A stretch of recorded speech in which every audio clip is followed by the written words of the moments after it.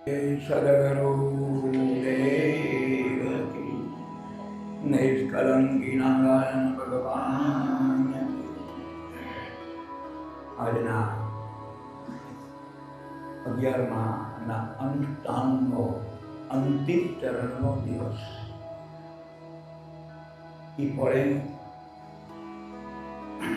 સૌ પ્રથમ આવી તપોભૂમિ જેમને મારુદાસ મહારાજે ગાઢ તપ કર્યું, એના જ દોરમાં શિવદાસ મહારાજે ખૂબ તન મનને તપ કરીને આ ભૂમિને ઉજાડી અને એવા જ સંત સ્વરૂપ એવા દિવ્યાનંદ હરિજી મહારાજે પણ આજ પણ એ જ દોરને જ્યોતને યોગ્ય રીતે જળતી રાખીએ.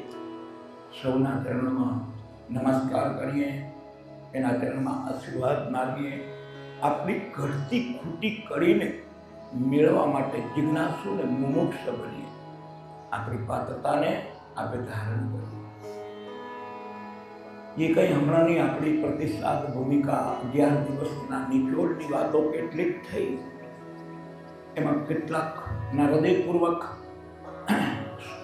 સંચાલકોએ એક વ્યવસ્થાના ભાગરૂપે કરેલી વ્યવસ્થા નેમ વિદાવી, કેટલાકે અંદરના ઉમળકા આવ્યા, કેટલાકને ભૂમિના તપનું ફળ, આવા બધા જ વિચારધારાઓ આપણા સમક્ષ જેને જેવું અનુભવ થયો એવી વાતો કરી. આજે વિશેષમાં બધા જ એરિયાના મહાનુભાવો આ અંતિમ ચરણના પ્રસંગને મન આપીને પધાર્યા તો એ બધાનું નમસ્કાર કરીએ. તો વાત જ્ઞાન એવી ચીજ કે જે જીણપણામાં ઝાલર વાગે. પાત્રતા એ બહુ મહાન વસ્તુ, અને મન જીત્યો એ જગ જીત્યો. મનની ચંચળતા, મનને જો જીતવામાં ના આવે, મનને જો ખોરાક દેવામાં ન આવે તો પરિણામ કેવું સર્જાય? જીવન પરત એક જ દિશા દશા તરફની નક્કી થઈ ગયેલી વિચારધારા હોય તો કેવી દશા થાય? એક 70-75 વર્ષના માજી, અને માજીનું જીવન પર્યંત એક જ ધાર કે ખાવું પીવું ને દિવસો ગુજારવાનું, આજ સર્વસ્વ. આવો જેની વિચારધારામાં આથે વિશેષ કે હું કોણ, ક્યાંથી આવ્યો, ક્યાં જઈશ, શું મારું, આવી કોઈ પણ વિચાર ન આવેલો ને જીવનભર ખાવું પીવું દિવસો ગુજારવા, અહીંયા ફર્યા. જગતના લૌકિક ભૂમિકાઓ બધી જોયું. આ જોવાઈ ગયું, આ જોવાઈ ગયું, આ જોવાઈ ગયું, આ જોવાઈ ગયું, આ માણાઈ ગયું, આ જણાઈ ગયું. આમ કરવામાં 70 વર્ષની આયુષ કાઢી નાખી. દિનચર્યા એવું કે શીકડીનો ચટાકો મારવો, દિવસો ગુજારવા અને વાતની વિચાર આ લૌકિક જગતની વાતમાં જ વિટમણાઓનો સમય પસાર કર્યો. કે પ્રભાતના પોરમાં જાગે, દિનચર્યા એવું શરૂઆત થાય. શીકડીનો ડાબલો લે, ઉઠેલનું દાંતણ હોય, ઘરના આગળ જ્યાં પણ દેવીના આગળ વચ્ચે બે નીચે કર્મ પહેલો કર્મ એ કે દાંતણ કરે. હવે દિન પ્રતિદિન સંજોગો એક દી એવા આવ્યા કે માજી આ દાંતણ કરી રહ્યા, અને આગળ યોગ વ્યવસ્થા એના માજીનું નામ કંકુમાં આગળ આવી કરી, અને પ્રભાતના પોરમાં એક ઊંટ બેસી ગયો. હવે ઊંટ બેસો ને માજીના મનને ઉમળકો આવી ગયો. આ તકે ટ્રેનમાં બેઠા ને પ્લેનમાં બેઠા ને લાડી બધે બેઠા, પણ આ એક ઈચ્છા જો રહી જશે ને તો પાછો ફેરો લેવો પડે. ના કરતા આજે આ ઈચ્છાએ માણી લઈ. મનમાં એવો જ્યાં ભાવ પ્રતિભાવ આવ્યો, થોડો વાળી લીધો, ડાબલો મેલ્યો, એક પૂરી, અને માં થઈ ગયા ઊંટ માથે સવાર. ને ઊંટનો તો સ્વભાવ કે સવાર બે એટલે રમણનો થઈ જાય, લભલાક કરતો.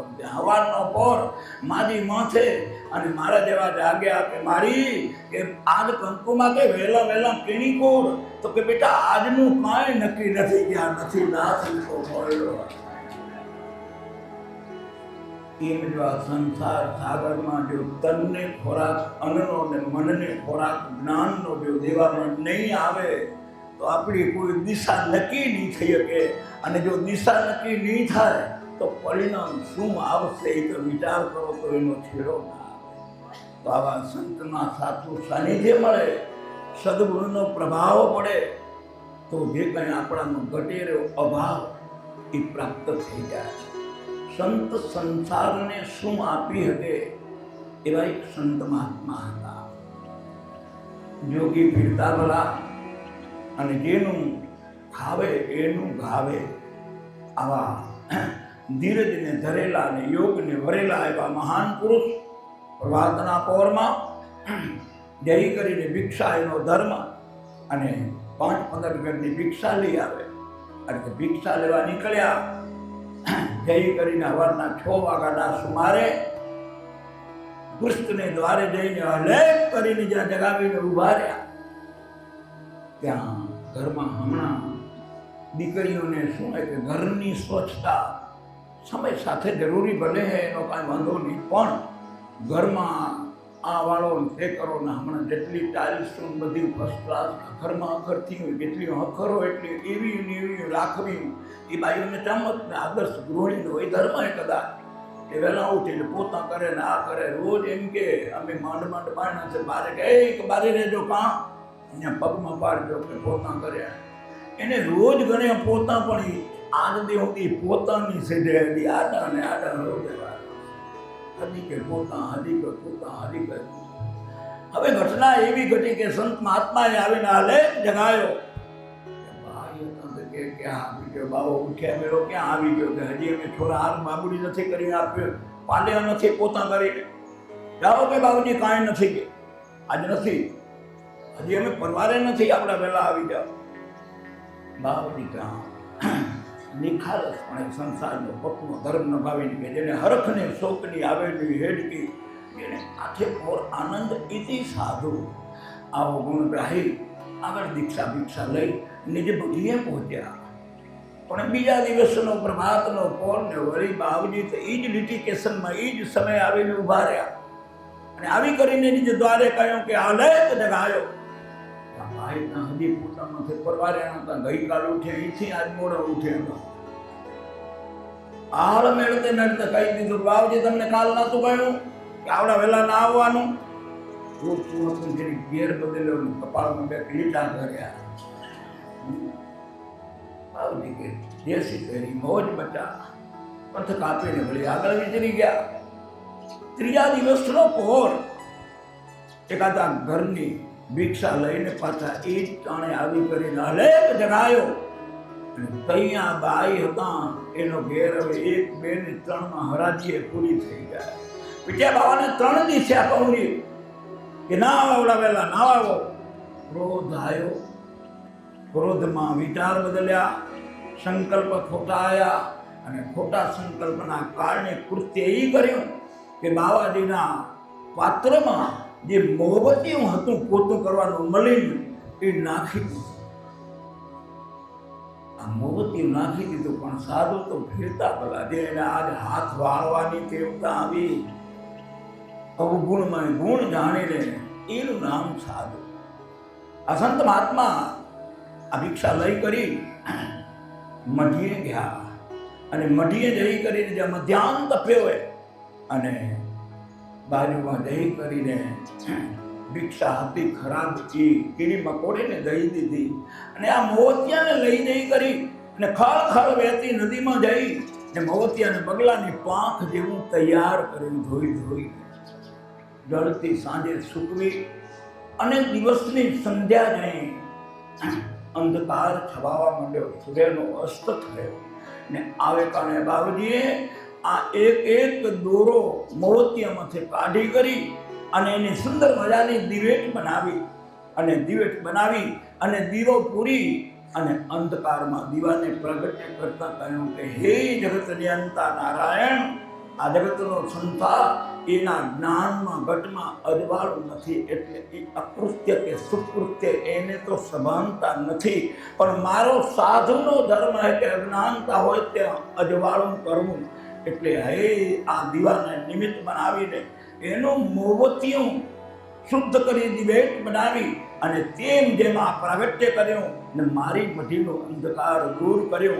એમ એ દીકરીના હૃદયમાં અજ્ઞાન રૂપી અંધકાર તું હે પરમ તત્વ પરમાત્મા તો એનો દૂર કરજે. આજે સાધુના હૃદયની પ્રાર્થના અને ત્યાં બરાબર જ્યાં પહોંચેલો વિચાર, કારણ કે પરમાત્મા અણુએ અણુમાં સંધાયેલો હોય. શુભ સંકલ્પ સંત સરોવર તરવર સંતજન ચોથા વર્ષે મે, એ તો કે પરમારથના કારણે કે ચારોએ ધર્યા દે. આ સંતનો શુભ સંકલ્પ એ આ દીકરીના હૃદય સુધી ઘા કરી ગયો. પરિણામી વાતનું આવ્યું, નિંદ્રા નથી આવતી. મારે કદાચ ના કહેવી હતી એનાથી તો વાંધો નહોતો, પણ મોમબત્તીઓ નાખીને બાપજીને બીજી બે ભિક્ષા બગાડી. આ ઉપરમાં આ પાતક આમાંથી તો કોઈ કાળે ના છૂટી શકું. અને તૈંસ મહાપુરુષોએ કહ્યું કે હૃદય નિર્મળ ક્યારે બને? યા પસ્તાવો વિપુલ જળનું સ્વર્ગથી ઉતર્યું છે, પાપી તેમાં ડૂબકી દઈને પુણ્યશાળી બને છે. આ મહાપાપના ઘોરમાં વિચરેલો વિચાર દીકરીના હૃદયમાં એ વાત આવી ગઈ કે આ સાધુ પ્રભુને કઈ મળે અને આના આ ઋણમાંથી હું કેમ મુક્ત છું. ચોથા દિવસના પ્રભાતે સાધુ તો આ લેખ જગાવીને જાની દ્વારે ઉભા રહ્યા. વિચાર કરીએ કે એ જ મન હતું કે જે ધીતકારતું, એ જ મન સાધુના ચરણ પકડીને પંખાળી નાખ્યા. આંસુ છે ને તઈ સંત મહાત્માએ કહ્યું કે કર્યા વગર કાંઈ મળતું નથી ને કરેલો ભોગટ જતું નથી, તો હાથ મારતો જા. આ સાધુ, આવા સાધુના સાનિધ્યમાં જો આપણે સંસ્કાર લીધા હોય અને આપણામાં જો અંધકાર ન જાય તો આજે વળી વળીને એવી દુર્ગુણોને કાઢી સદગુણોનો ખલકો ભરી લેવો, એવી આ ભૂમિકામાં આવીને આપણે જાણીએ માનીએ ને જે પામી જવાય તો કે આનંદ. તો આવા ઈશ્વરીય ગુણને આપણે સંતોની વિચારધારાનું વલણ આપણે 10 દિવસથી આ સંત મહાત્માઓના સાનિધ્યમાં સંત વિચારનું વલણ. મને તો હું તો શું કરી શકું, મારું તો કાર્ય કેટલું હોય. અહીંયા આપણે 2-3 દિવસે અઠવાડિયેથી મૌન થાય આવી રહ્યા ને તાપસી આવી રહ્યા, દાતાઓને ધન્યવાદ કે ભગવાન એના ભર્યા ભંડાર રાખે. અને એ રસોડામાં જોઈ આવજો, ઉમાં કને ચાટવો પડે લાકડાનો લાંબો, અને લાકડાનો લાંબાને ચાટવાનું કામ કેટલું હે. એ હલાવીને એવી મીઠાઈ સુંદર બનાવે અને બધા ખાઈ આપણે ચાટવા ધોઈ મૂકી દે અને એને કાંઈ અવાજ આવે નહીં. એમ મેં તો સંત વિચારના ચાટવાનું કામ કર્યું, મારા અવાજનું તો બીજું કાંઈ નથી પડી. સંતોની પ્રસાદીને વેચવાનો વિચાર કર્યો ને એમાંથી જો ગાંઠે બાંધવાની આપણી ત્રેવડ આવી જાય તો આપણું જીવન ધન્ય બની જાય. તો આવા ધન્યતા તરફ પ્રયાણ કરવા માટે આ એને ન જાય અને એમાં આપણે કોમળ હૃદયથી કહ્યું ને કે હુંડલો જો હુંવાળો થશે તો કાંકે થશે. જો હુંડલો પોચો નહીં થાય તો આપણે પોચા પણ આપણે ગીરણાથી જમણો ડરે ને એક ફેરો જમને પડે. તો આવો ફેરો જમને ભલે પડે પણ આપણો અહીંયાનો ફેરો નિષ્ફળ ન પડે, આટલો જ આપણે કરી લેશું તો જીવન આપણું જરૂર ધન્ય બની જશે. હવે આ અંતિમ તરફ આપણે જઈ રહ્યા છીએ. સમય પણ લગભગ ઘડિયાળે હાલી જાય રહ્યું. આપણા હારણ કરીને ઘડિયાળને ન કહેવાય કે તમે ઊભું કરો. તો એ ગતિને ભેગા રહી કરીને આપણે 10 દિવસથી સદંતર વલણું કરીને અહીંયા એક સુંદર મજાની વાત એ આવી કે અમે 3 પેઢીઓ ભેગા સત્સંગમાં માતાજી પ્રતિભાવ મૂક્યો કે અમારી દીકરીઓ બહુ કીધી અહીંયા આવ્યો નથી, અમે પહેલાં આવ્યા અહીં અને ભાગશાળી ધન્યવાદ કે આ તમારા સમય સાથે સંજોગ મળ્યા. આવા જ એક હાહુ અને હાહુ રીતે રોજ 30 વર્ષે મહાદેવના મંદિરે જાય ને ઉપાસના કરે ને તે પછી બીજું જે બેનપણીઓ હતી ડોશીમાં એને એમ કહ્યું કે તમે રોજ આવો રહ્યા કે તમારી વહુને કીધું લઈ આવો તો વાંધો શું, કે વહુને ભલે લઈ આવો એમાં શું વાંધો. એ કામમાં પાલેની ને આમને તેમની પછી ઘણ્યું જે ભલામણો કર્યું ને તે એક દી હાવ માથે રહેવાનું ને તે બહુ બેટાને કહ્યું તમે કહી કે હાલો કે આજ મંદિરે કહ્યું કે ચાલો કાચબા આ ચોખા લઈ લો, આ કરજો, જે રોજની ભલામણ એની નીચે પૂજા હોય એવી રીતે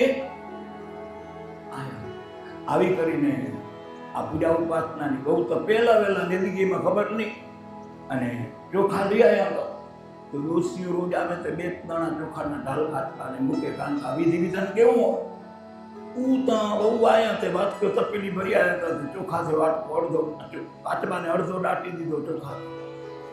એમાં કને ગચવાર ઉભા બહુ ગચવાર ના આવે. ડોસી બધી આગળ ગયો, અમારો બહુ ભલે કેમ છે જોઈતા આવો. અને તયું હાહુમાં બહુને જોવા ગયા. હે ગાંડી કે અહીંયા ઊભી શું કરો રહી? તો કે આ શું કરું કે આ કાચબો ખાતો નથી. એ કે એ ત્યાં ખોટો એ થની મની કે હાલબેલી ગાંડી ગણશે તને, બીજું તો કાંઈ નહીં પણ હાલ આગળ કાચબો કે ખોટો. આગળ જઈને કહ્યું અહીંયા પૂજા કરતો માં હે માં કે અહીંયા તો કે હાપે એમ. એ ગાંડી તો કે ખોટો હાપે કે શું કે એમાં બીજા વળી કઈ કે 30 વર્ષે આટા ખોડો રે કાચબો ખોટો, ઓલો ખોટો, હાપ ખોટો. તો તમે કેટલા હાટા કે આમાં હાટા આવડાવી શું કામ કર્યા દીધું?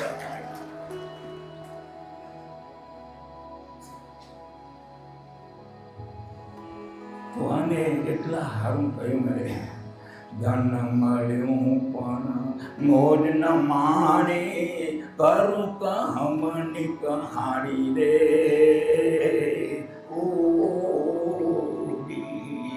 કાં તો ઈ ધન ભાગ્ય બીજાને ભળ્યો, કાં તો એ ધન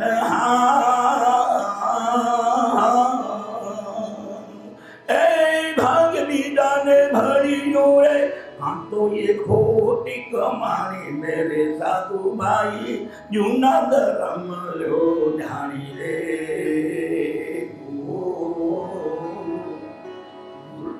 અર્જુન તું તારા ધર્મને સંભાળ.